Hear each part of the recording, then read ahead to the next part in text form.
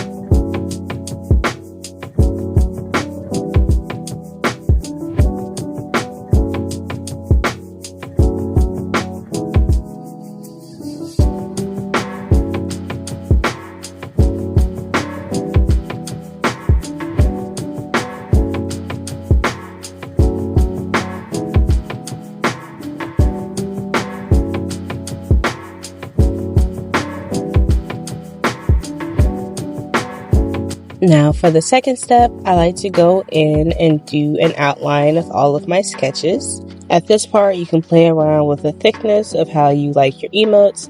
Sometimes I like to go and have a very thick outline, and then other times I like it thin. It really just depends.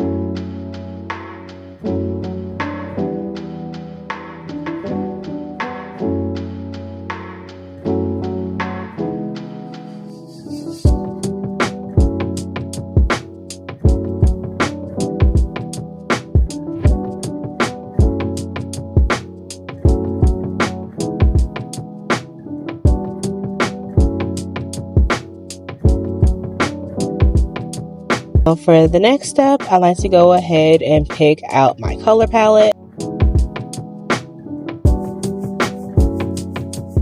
Lastly, after picking my color palette, I just go in and I lay down my base colors, my highlights, my shadows, and any small details that I would like to add. At the very end, I go in and I clean up any colors that have gone out of line and add any other extra details that I might like.